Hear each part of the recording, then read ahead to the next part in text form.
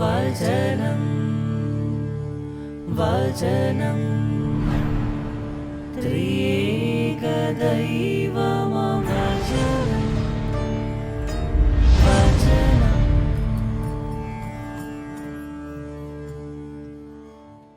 പ്രിയപ്പെട്ട സഹോദരി സഹോദരന്മാരെ, ഇന്ന് ഉയർപ്പ് ഞായറാഴ്ചയാണ്. ഈസ്റ്റർ തിരുനാൾ. ഈ തിരുനാളിൻ്റെ എല്ലാവിധ ആശംസകളും നിങ്ങൾക്ക് ഓരോരുത്തർക്കും ഞാൻ നേരുന്നു.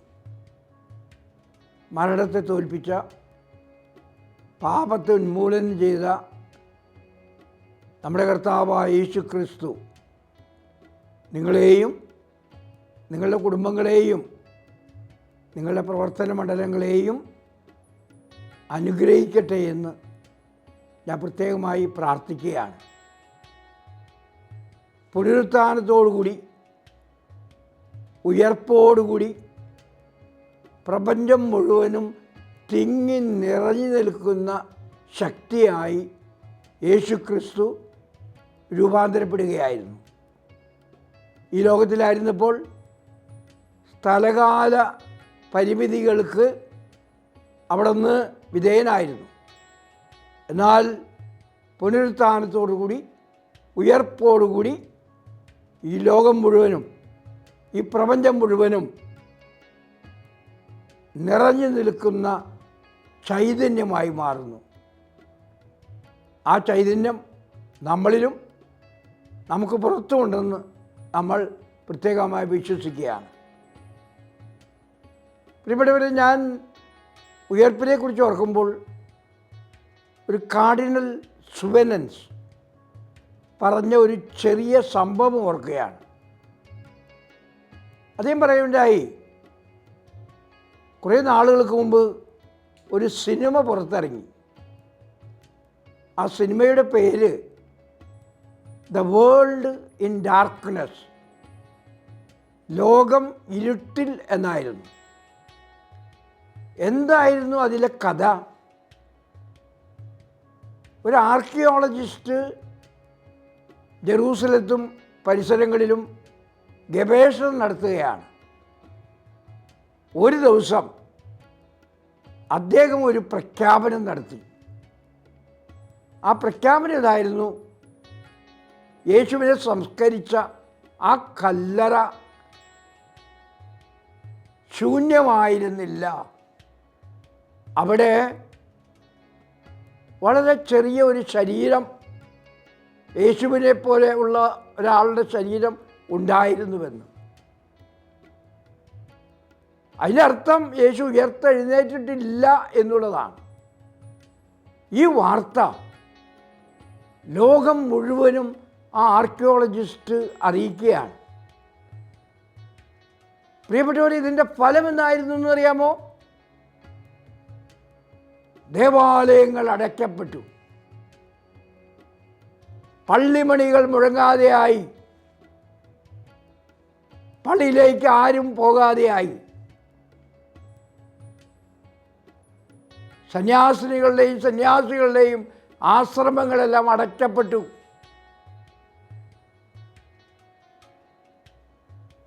മരണത്തിനുമപ്പുറം മറ്റൊരു ജീവിതമില്ല എന്നും യേശു ഉയർത്തെഴുന്നേറ്റിട്ടില്ല എന്നും പറഞ്ഞുകൊണ്ട് എല്ലാവരും അങ്ങനെ ജീവിക്കുകയാണ്. അങ്ങനെ ജീവിക്കുന്ന അവസരത്തിൽ ഈ ആർക്കിയോളജിസ്റ്റ് മരിക്കാൻ കിടക്കുകയാണ്. ആ മരിക്കാൻ കിടക്കുന്ന അവസരത്തിൽ അദ്ദേഹം പറഞ്ഞു, ആ കല്ലറ ശൂന്യമല്ലായിരുന്നുവെന്ന് ഞാൻ പറഞ്ഞത് വെറും നുണയാണ്. ആ കല്ലറ യഥാർത്ഥത്തിൽ ശൂന്യമായിരുന്നു.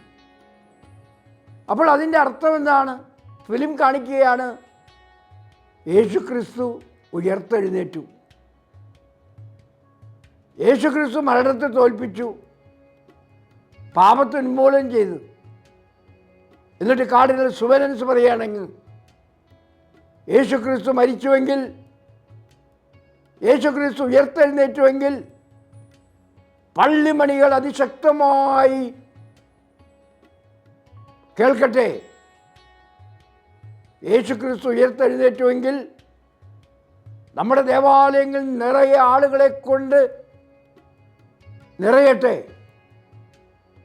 യേശുക്രിസ്തു ഉയർത്തെഴുന്നേറ്റുവെങ്കിൽ നമ്മുടെ സന്യാസ മന്ദിരങ്ങൾ മനുഷ്യരെ കൊണ്ട് നിറയട്ടെ. അങ്ങനെ ഒരു പുതുയുഗം, ഒരു പുതു സംസ്കാരം നമ്മുടെ ചുറ്റുപാടുണ്ടാകട്ടെ എന്ന് പ്രത്യേകമായിട്ട് അദ്ദേഹം പറയുകയാണ്. ചുരുക്കം പറഞ്ഞാൽ ഈ കഥ സത്യമാണോ സത്യമല്ലെന്ന് നമുക്കറിയില്ല. ആ സിനിമയുടെ കഥ എന്തുമായിക്കൊള്ളട്ടെ. പക്ഷെ ഒരു കാര്യം ആ സിനിമ നമ്മളെ വിളിച്ചറിയിക്കുന്നുണ്ട്. മനുഷ്യന് യേശുക്രിസ്തുവിൻ്റെ ഉയർപ്പിനെ പോലെ ഏറ്റവും ആവശ്യമായ മറ്റൊന്ന് ഇല്ല എന്നുള്ളത്. അതാണ് നമ്മുടെ വിശുദ്ധ പൗലോസും മറ്റുള്ളവരൊക്കെ വിളിച്ചു പറഞ്ഞത്. യേശുക്രിസ്തു മരിച്ച് ഉയർത്തെഴുന്നേറ്റിട്ടില്ലെങ്കിൽ നമ്മുടെ വിശ്വാസം വ്യർത്ഥമാണ്. അപ്പോസ്തലന്മാരുടെ പ്രഘോഷണം വെറുതെയാണ്.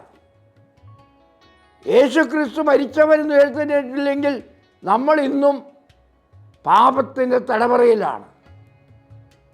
യേശുക്രിസ്തു മരിച്ചവരിൽ നിന്നും ഉയർത്തെഴുന്നേറ്റിട്ടില്ല എങ്കിൽ നമ്മൾ ഇന്നും മരണത്തിൻ്റെ നിഴലിലാണ്. യേശുക്രിസ്തു മരിച്ചവരിൽ നിന്നും ഉയർത്തെഴുന്നേറ്റിട്ടില്ല എങ്കിൽ തീർച്ചയായിട്ടും നമുക്ക് ധാർമ്മികതയോ അതുപോലെ മറ്റു കാര്യങ്ങളോ ഒന്നും ആവശ്യം വരില്ല. മനുഷ്യന് തോന്നുന്ന പോലെ ജീവിക്കാം, തിന്നുക, കുടിക്കുക, ജീവിക്കുക, അങ്ങനെയുള്ളൊരു ആശയത്തിലേക്ക് മനുഷ്യന് വരാവുന്നതാണ്. മറിച്ച് യേശുക്രിസ്തു മരിച്ചവരിൽ നിന്ന് ഉയർത്തെഴുന്നേറ്റുവെങ്കിൽ, പാപത്തുന്മൂലനം ചെയ്തുവെങ്കിൽ, മരണത്തെ തോൽപ്പിച്ചുവെങ്കിൽ ആ യേശുക്രിസ്തുവിനോടുകൂടി നമ്മൾ ഉയർത്തെഴുന്നേൽക്കുമെന്ന് നമ്മൾ വിശ്വസിക്കുന്നു. അപ്പോൾ തീർച്ചയായിട്ടും നമ്മുടെ ജീവിതം അതുപോലത്തെ ഒരു ജീവിതമാകണമെന്ന് അത് നമ്മളെ പഠിപ്പിക്കുകയാണ്. ഇനിയൊരു ചോദ്യം ഞാൻ ചോദിക്കുകയാണ്. യേശുക്രിസ്തു മരിച്ചവരിൽ നിന്നും ഉയർത്തെഴുന്നേറ്റു എന്നുള്ളതിന് തെളിവെന്താണ്? പലരും പലപ്പോഴും തെളിവുകൾ ചോദിക്കാറുണ്ട്. ഒന്നാമത്തെ തെളിവ് ശൂന്യമായ കല്ലറയാണ്. ആ കല്ലറ ശൂന്യമായിരുന്നു. അതെങ്ങനെ ശൂന്യമായിരുന്നു? അന്ന് തന്നെ ആളുകൾ പറയാൻ തുടങ്ങി. പറഞ്ഞതെന്താണ്? പട്ടാളക്കാർ ഉറങ്ങുന്ന സമയത്ത് യേശുവിൻ്റെ ശിഷ്യന്മാർ വന്ന് യേശുവിൻ്റെ ശവശരീരം എടുത്തുകൊണ്ട് പോയി എന്നാണ് പറഞ്ഞത്. അപ്പോൾ അന്ന് തന്നെ ഇങ്ങനത്തെ നുണക്കഥകളുണ്ടായിരുന്നു. യഥാർത്ഥത്തിൽ ആ കല്ലറ ശൂന്യമായിരുന്നു. അതൊരു നെഗറ്റീവ് അടയാളമായിട്ട് നമുക്ക് കിടക്കാൻ പറ്റും. പക്ഷേ ഒന്ന് മാത്രം നമ്മൾ വിശ്വസിച്ചാൽ മതി, ആ കല്ലറ ശൂന്യമായിരുന്നു. രണ്ടാമത്തേത്, യേശു അനേകം പേർക്ക് പ്രത്യക്ഷപ്പെട്ടു. പത്രോസിന്, തോമാസ് ലിയായിക്ക്, മേരി മാഗ്ദലിന്, അതുപോലെ ശിഷ്യന്മാർക്ക്, ധാരാളം ആളുകൾക്ക് കർത്താവ് പ്രത്യക്ഷപ്പെട്ടുകൊണ്ട് ഉയർത്തെഴുന്നേറ്റവനാണ്, ജീവിച്ചവനാണ് എന്ന് പറയുന്നത്. ഞാൻ മൃതനായിരുന്നു, പക്ഷെ ഇന്ന് ഞാൻ ഉയർത്തെഴുന്നേൽക്കപ്പെട്ടവനാണെന്ന് യേശു ഓരോരുത്തരെയും പഠിപ്പിക്കുകയായിരുന്നു. നിങ്ങൾക്ക് സമാധാനം എന്ന് പറഞ്ഞുകൊണ്ട് അടഞ്ഞെടുക്കുന്ന വാതിലുകൾ പോലും തുറന്നുകൊണ്ട് അവിടെ നിന്ന് അവരുടെ ഇടയിലേക്ക് പ്രവേശിച്ചു. അവരുടെ മനസ്സിലും അവരുടെ ഹൃദയത്തിലും പ്രവേശിക്കുകയുണ്ടായി. മൂന്നാമതായിട്ട് യേശു ഉയർത്തെഴുന്നേറ്റു എന്നുള്ളതിന് ഏറ്റവും വലിയ തെളിവ് ശാവൂൽ എന്ന് വിളിക്കപ്പെടുന്ന പൗലോസിൻ്റെ മാനസാന്തരമാണ്. ക്രിസ്ത്യാനികളെ പീഡിപ്പിച്ചുകൊണ്ട് നടന്ന ആ മനുഷ്യൻ യേശുക്രിസ്തുവിനെ കണ്ടുമുട്ടി. അതിൻ്റെ ഫലമായിട്ട് ഉത്തിതനും പീഡിതനും ക്രൂശിതനുമായ യേശുക്രിസ്തുവിനെ കുറിച്ച് അദ്ദേഹം മാനസാന്തരപ്പെട്ട് പ്രസംഗിക്കാൻ തുടങ്ങി. അദ്ദേഹത്തിൻ്റെ മാനസാന്തരം കാണിക്കുന്നത് ഉയർത്തെഴുന്നേറ്റ ക്രിസ്തുവിനെ അദ്ദേഹം കണ്ടു എന്നുള്ളതാണ്.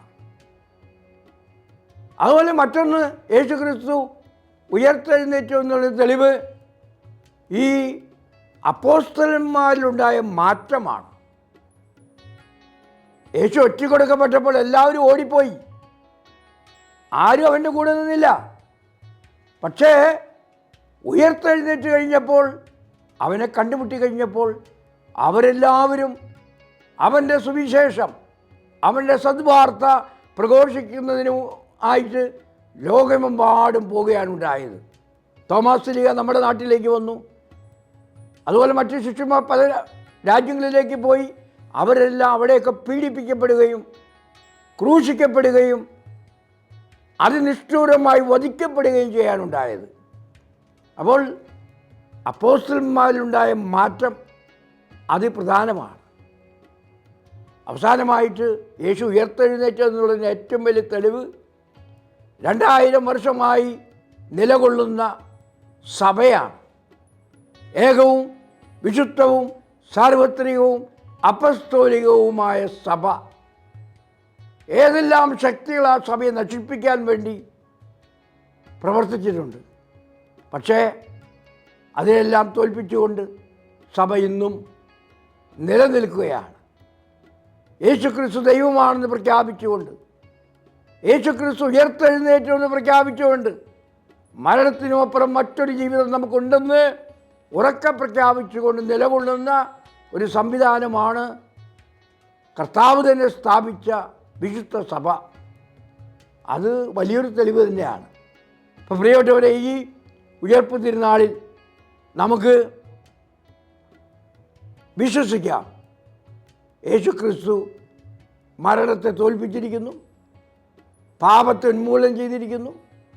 അവനോടുകൂടി നമ്മളും ഉയർത്തെഴുന്നേൽക്കാൻ വിളിക്കപ്പെട്ടവരാണെന്നുള്ള സത്യം. നമ്മുടെ ജീവിതം മണ്ണിലേക്ക് പോയി മണ്ണായി തീരുവാൻ ഉള്ളത് മാത്രമല്ല, മറിച്ച് ആ മണ്ണിൽ നിന്ന് ഉയർത്തെഴുന്നേറ്റ് ദൈവത്തോടൊപ്പം ക്രിസ്തുവിനോടൊപ്പം ജീവിക്കുവാനുള്ളതാണെന്ന് നമ്മൾ വിശ്വസിക്കുന്നു. ഈ ഈസ്റ്ററിൽ നമുക്ക് വേണ്ടത്, വലിയൊരു ചിന്തകൻ പറഞ്ഞതാണ്, ഈസ്റ്റർ കണ്ണുകളാണെന്ന്. എന്താണ് ഈസ്റ്റർ കണ്ണുകൾ എന്ന് പറഞ്ഞാൽ? കോഴിമുട്ടയിൽ കോഴിക്കുഞ്ഞിനെ കാണാൻ പറ്റുക, പട്ടുനൂൽ പുഴുവിൽ പൂമ്പാറ്റയെ കാണാൻ പറ്റുക, കാൽവരിയിൽ ഉയർപ്പ് കാണുവാൻ പറ്റുക, ദുഃഖവെള്ളിയിൽ ഉയർപ്പ് ഞായറാഴ്ച കാണാൻ പറ്റുക. അതായത് കാണുന്നതിനപ്പുറം കാണുവാനുള്ള ശക്തിയാണ് നമുക്ക് വേണ്ടത്. അതിന് നമുക്ക് വേണ്ടത് ഈസ്റ്റർ കണ്ണുകളാണ്. ഈ ഉയർപ്പ് തിരുനാൾ ആഘോഷിക്കുമ്പോൾ നമുക്കെല്ലാവർക്കും പ്രാർത്ഥിക്കാം, ദൈവമേ ഞങ്ങൾക്കെല്ലാവർക്കും ഈസ്റ്റർ കണ്ണുകൾ തരണമേ. ഉയർത്തെഴുന്നേറ്റ് അങ്ങിൽ വിശ്വസിക്കാനും ആ വിശ്വാസം പ്രഘോഷിക്കുവാനുള്ള ശക്തി ഞങ്ങൾക്ക് ഓരോരുത്തർക്കും നൽകണമേ എന്ന് നമുക്ക് പ്രത്യേകമായി പ്രാർത്ഥിക്കാം.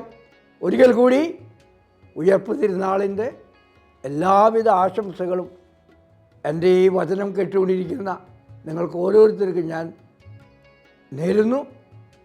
ഫാക്സ് കമ്മ്യൂണിക്കേഷൻ കേൾക്കുന്ന നിങ്ങൾക്ക് ഓരോരുത്തർക്കും ഞാൻ സ്നേഹാശംസകൾ അറിയിക്കുകയാണ്. ദൈവം നിങ്ങളെ അനുഗ്രഹിക്കട്ടെ.